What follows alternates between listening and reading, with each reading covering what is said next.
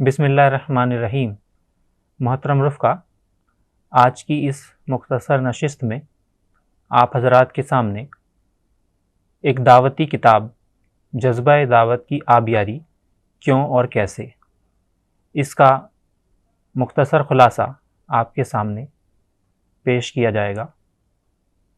جذبہ دعوت کی آبیاری دعوتی ذہن سازی کے مواد پر مبنی 54 پیج کی ایک کتاب ہے، جسے مولانا محمد اقبال ملا، سیکریٹری شعبہ دعوت، مرکز جماعت اسلامی ہند نے اردو میں ترتیب دیا ہے۔ پہلے باب میں دعوت کیا ہے، اس سے بات کا آغاز کرتے ہوئے بتایا گیا ہے کہ دعوت سے مراد جہاں ایک اور وطنی بھائیوں اور بہنوں میں اللہ کی کامل بندگی اختیار کرنے اور اس پر قائم رہنے کی دعوت دینا ہے، وہیں دوسری اور ان کے باطل نظریات کی دلائل کے ساتھ تردید کرنا بھی اس میں شامل ہے، مثلاً شرک، اوتارواد، آواگمن وغیرہ کی تردید، اور یہ بھی کہ دعوت کا کام آسان ہے کیونکہ اسلام فطری دین ہے، اور مزید یہ کہ مدعو خود بھی حق کی تلاش میں سرگرداں ہیں، سچائی کے پیاسے ہیں۔ صرف کچھ غلط فہمیاں ہیں جن کے بارے میں حقائق بیان کرنے پر مدعوین اپنی غلط فہمیوں پر اصرار نہیں کرتے، بلکہ داعی کی کوششوں کو پسند بھی کرتے ہیں اور داعی کی قدر و منزلت میں ان کی نگاہ میں بڑھوتری بھی ہو جاتی ہے۔ آخر میں یہ بات بتائی گئی ہے کہ اسلام کی دعوت سے مدعوین کو محروم رکھنا ایک جرم ہے، اور جس دعوت کے لیے امت کو برپا کیا گیا ہے وہ اسی فریضے سے بالعموم غافل ہیں۔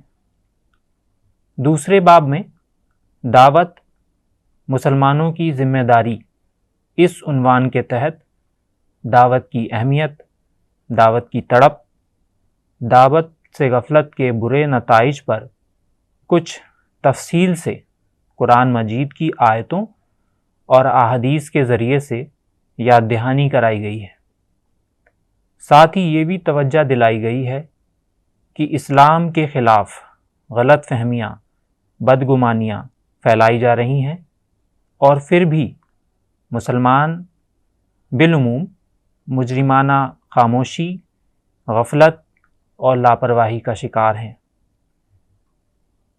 سوال کیا گیا ہے کہ کیا ہم اپنی شخصی یا خاندانی زندگی میں ایسی صورتحال کو ایک لمحہ کے لیے بھی برداشت کرنے کے لیے تیار ہوں گے؟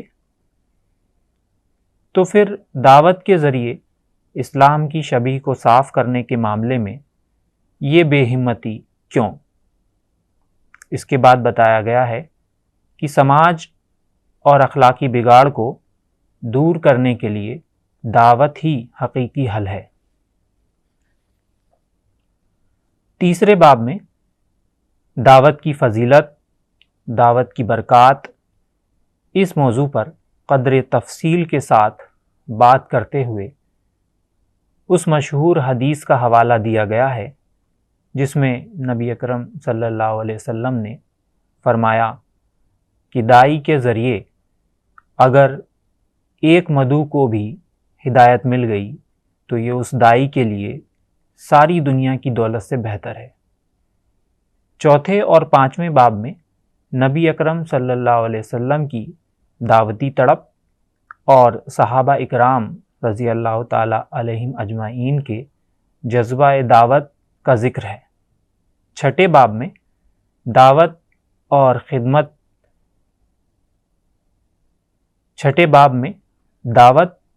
خدمت خلق کے گہرے تعلق کے بارے میں بتایا گیا ہے۔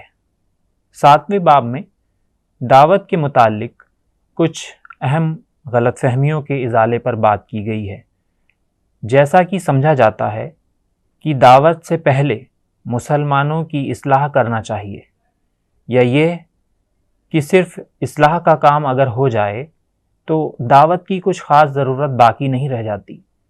تو بتایا گیا ہے کہ امت کی اصلاح کا کام اور برادران وطن میں دعوت کا کام، یہ دونوں ایک ساتھ کرنا ضروری ہے۔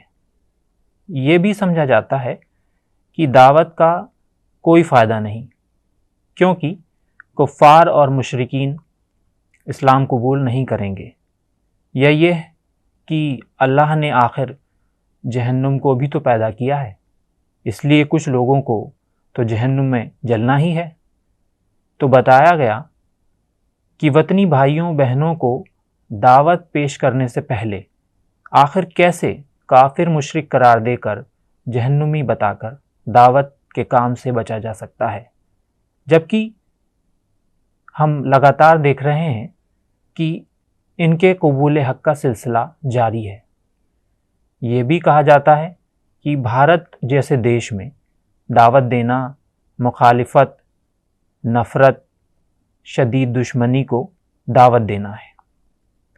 تو یہ واضح کیا گیا ہے کہ یہ غلط فہمی دراصل دعوت کی تاریخ سے ناواقفیت کا، اسے نہ جاننے کا نتیجہ ہے۔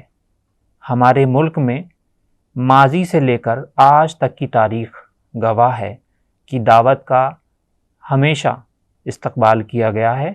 ساتھ ہی یہ بھی کہا گیا کہ نفرت کے نتیجے میں مسلمانوں پر ظلم و زیادتی، تشدد، ان کی غلط امیج اور فرقہ وارانہ فسادات کا علاج بھی دعوت ہی ہے۔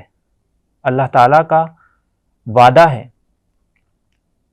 کہ وہ داعی کی حفاظت فرمائے گا۔ تو جذبہ دعوت کی آبیاری میں مختلف موضوعات پر بات کرتے ہوئے اس بات کی کوشش کی گئی ہے کہ جذبہ دعوت کو ہم رفقا کے اندر اور عام مسلمانوں کے اندر کیسے ابھاریں۔ جیسا کہ آپ کو معلوم ہے، اکثر سوال کیا جاتا ہے کہ دعوت کے کام کے لیے ہم لوگوں کو کیسے آمادہ کریں۔ تو یہ کتاب آپ ضرور اس کا مطالعہ کریں۔ تو اس میں مختلف پہلو، جیسا کہ ابھی بات آ رہی ہے مختصر خلاصے میں، کہ بہت قدر تفصیل سے بیان کیے گئے ہیں کہ کیسے ہم دعوت کا کام کرنے کے لیے جو داعی ہیں ان میں مزید جذبہ پیدا کر سکتے ہیں، یا جو ابھی داعی نہیں ہیں ان کو کیسے ہم دعوت کے لیے آمادہ کر سکتے ہیں۔ ایک بات یہ بتائی کہ اکثر جو ایک غلط فہمی پائی جاتی ہے کہ دعوت کا مقصد مسلمانوں کی آبادی میں اضافہ کر کے ان کو پھر سے اقتدار حاصل کرنا ہے۔ تو بتایا گیا کہ دعوت کا مقصد صرف اور صرف رضائے الہی کا حصول ہے، نیز اللہ کے بندوں کو راہ راست پر لانا ہے۔ 8ویں اور آخری باب میں جذبہ دعوت پروان چڑھانے کے لیے کچھ عملی تدابیر اور دعوت دین کے ذریعے سے اقامت دین تک کے سفر پر ایک سیر حاصل گفتگو کی گئی ہے، اور اس کے ساتھ ہی اس کتاب کا اختتام ہوتا ہے۔ تو یہ مختصر کتابچہ آپ خود بھی پڑھیں اور اس سے فائدہ اٹھائیں، اور اس کے ساتھ ہی یہ کتابچہ عام مسلمانوں کی بھی دعوتی ذہن سازی کے لیے بہت ہی مفید ہے۔ شکریہ۔